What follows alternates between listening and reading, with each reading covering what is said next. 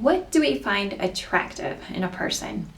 Is it their look, their personality, the way they behave themselves, or is it their primary quality or trait that seems to resonate with you? Is it their background? Is it because of their basic lifestyle? Is it because of what they do? Or is it because of who they are, what encapsulates them as an individual? What is it that attracts us to these individuals who come in and out of our life? Well, let's look into a few examples and see if our energy plays a part in it. We thank you so much for coming onto our channel, Metaphysical Awakening. And my name is Aya, and this is part 2 of the attraction series. You may have watched my first video that I put out a little while ago and may be interested in what goes on when we connect or relate with someone on a metaphysical level when attraction takes place. So come along with me as I go into it a little deeper, as I analyze a few instances of when an attraction takes place among a few individuals. And I hope you enjoy the information I share on our channel, and we hope you stay to hear more of what's to come. So thank you so much for taking the time to stop by our channel, and we hope all is well with you. There seems to be, tough times ahead in many parts of the world as we're pushing ahead with many changes that need to take place. It seems to be the only way in which we can make those necessary changes, but doing our best to grow within ourselves, so that we ourselves make some necessary changes too, to better understand not only ourselves but others in the world around us, and that'll help better not only our life but of those around us too. What we do, how we are, have an impact on others around us. So if you're interested in this type of information, feel free to visit our website, metaphysicalawakening.com, and there you'll find some information on stone energy, what the metaphysical means to us, and what purpose it serves in our day-to-day life. If you're looking for peace, then this is a good place to start. Peace of mind and heart is what leads to a beautiful day, not one of conflicts or, and distractions. So feel free to explore our website and drop us an email or fill out our contact form if you're interested in a spiritual consultation. We'd be happy to answer any of your questions to the best of our ability and share any information that applies to you. Along with that, we also offer free energy work. It's an enjoyable experience because we often experience new sensations when doing this type of work. You never know, you may learn something new about your own energy that you never knew before. So feel free to contact us if you have any questions in regards to our consultation services. Well, let's get back to what's playing behind the scenes when two people are attracted to each other. As I mentioned in a video recently, our similarities may bring on this attraction between two individuals. Perhaps they both like playing an instrument, or they're both going through similar experiences, or they're both expecting some good news, and such that they're both getting a promotion, so they have a lot to speak about on the topic. Our similar likes and dislikes can bring on an attraction to one another. Our similar situations may bring it on, or if we're on a similar path, such as getting that promotion in the near future, that may bring it on. But what goes on between two individuals who are not like each other, who have grown up in different cultures, who may even speak different languages? What goes on there? Well, let's look at a couple who are not yet a couple, but may soon be a couple, from my estimate.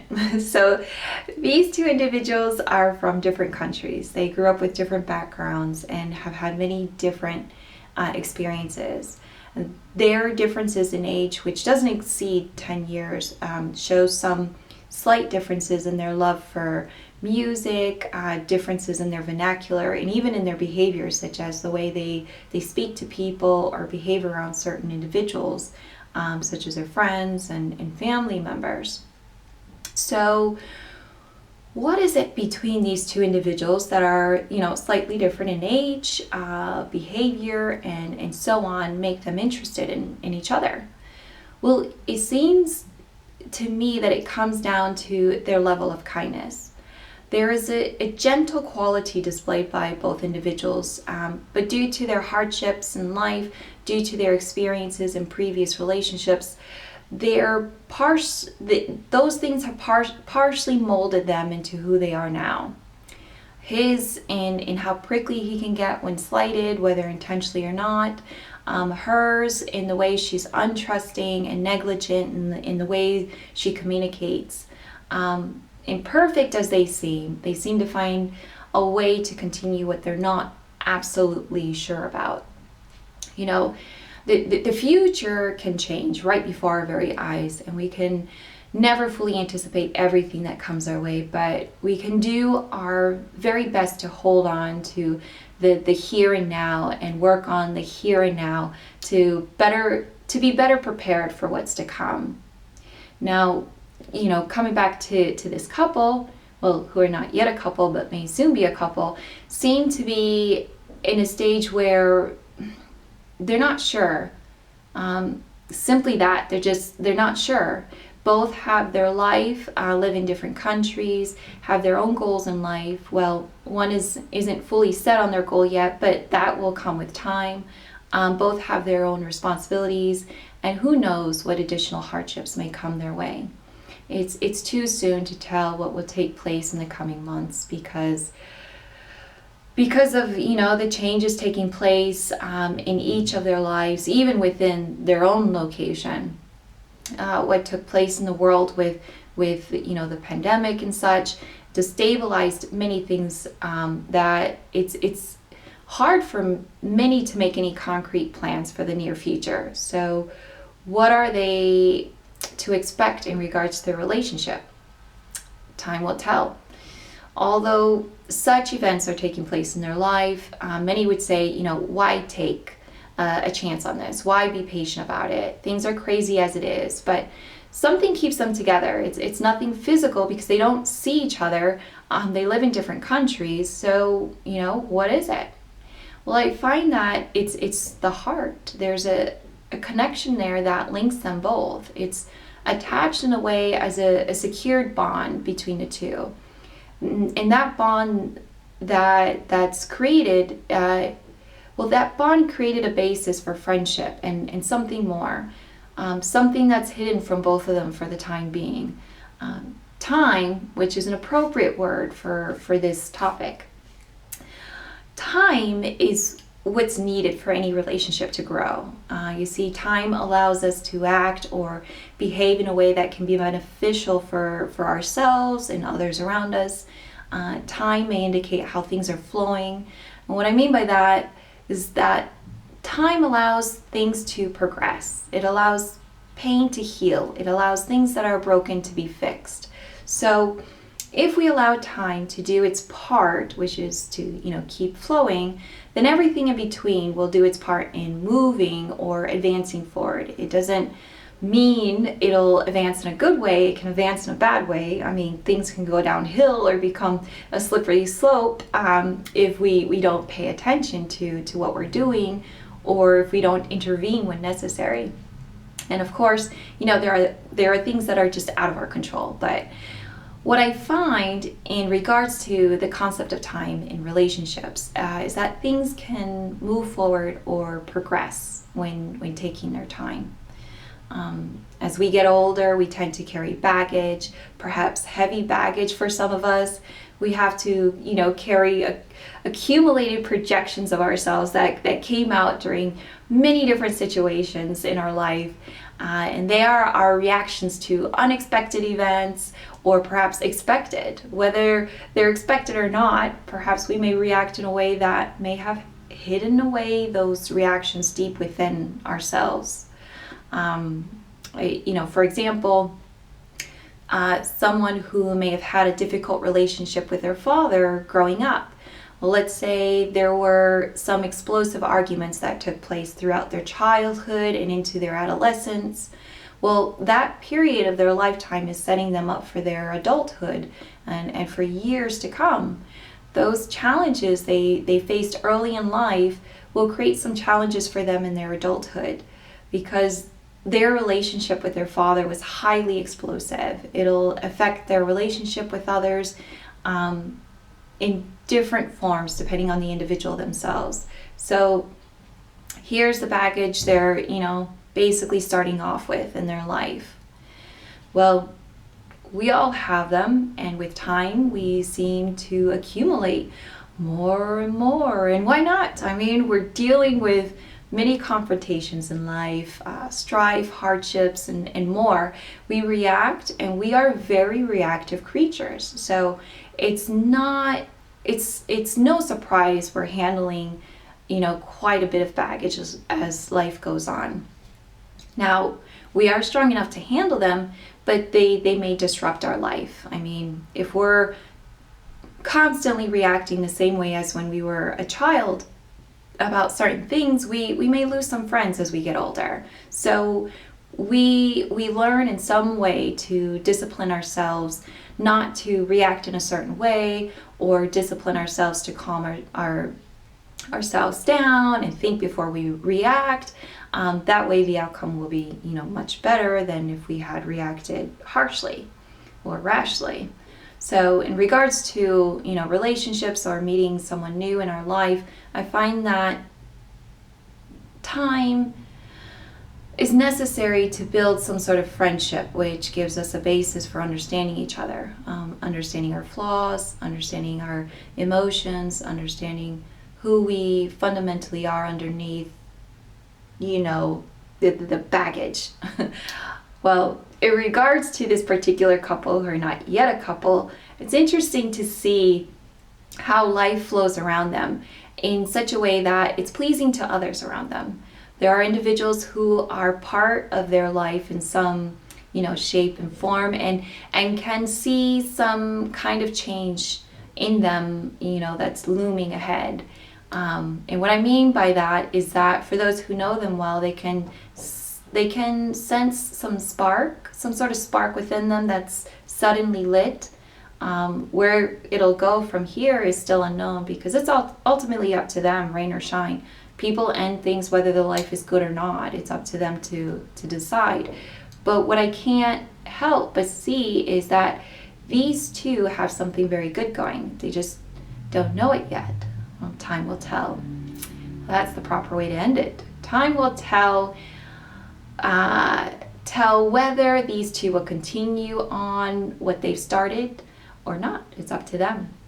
So you see, attraction can come in all sizes and forms. It's not all physical, as they say, because there's something much deeper than that. And at times we just feel it inside. We feel a pull, and this knowing comes with it, in a sense that there's something about them and they could be trusted for one reason or another.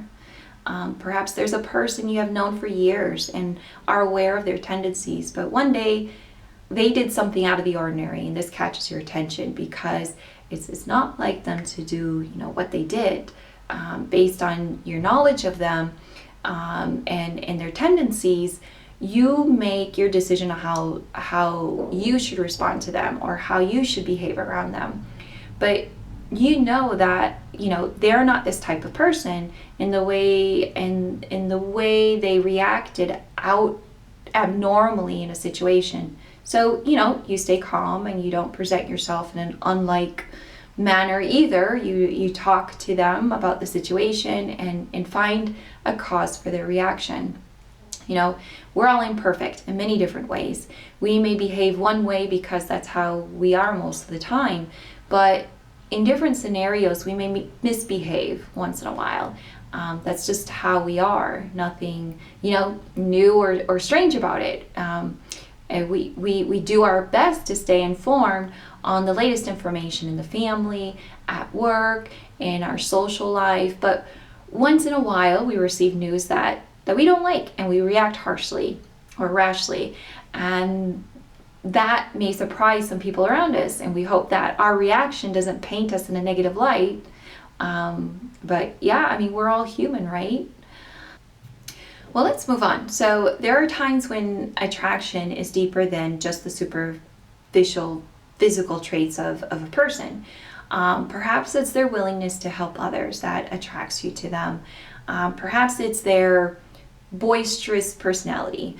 Perhaps it's their artistic ability, or perhaps it's their way of explaining things that attracts you to them. Perhaps it's their charm. This level is deeper than the physical aspects of the person. But let's go even deeper. So what is below that surface layer that you easily see displayed as they speak, move, or gesture, or physically take on tasks? Well, what I find is the person's ability to hide some traits that many don't know about. Traits that are typically shown behind closed doors. Those are traits that seem to tie two individuals more together than before. So let's discuss this a bit. There are times when we exhibit certain behaviors or feelings or emotions behind closed doors because we don't want too many others to see them. Why is that? Is it a taboo to display them? Well, yes, in certain cultures they are. Or perhaps you're male and you feel you can't display certain feelings because it will define you as weak or that you have a weakness. As for women, perhaps displaying certain emotions make you appear cold as ice, stingy, or very restrictive when all you're doing is protecting yourself or family the best way you can under certain circumstances. We exhibit all kinds of behaviors behind closed doors because we don't want others to see them for whatever reason. But there will come a time when those emotions or feelings will be exposed one way or another to anyone we attract or become close with. And when they are, that's when we're truly tested. But again, building a friendship as a basis I find is most important because respect and kindness need to be there. Respect for one's way of being and their feelings, and of course, kindness just because it's necessary. None of us want to be with anyone who treats us with unkindness. There's no need for wanting that in our life to create more unnecessary emotional baggage. There are consequences for accepting that kind of behavior in our life, and the price we have to pay doesn't compensate in any way. So truly what lies underneath is, what links us to another in a way that makes it last longer than otherwise. So it's important to acknowledge or become aware of what lies beneath, because we often walk around just looking at the obvious, and that's not what we're looking for. We're looking for much more. And what's interesting about looking at couples who have been together for longer than a year or two, their energy matches in a way that there is like a symbiotic connection between the two.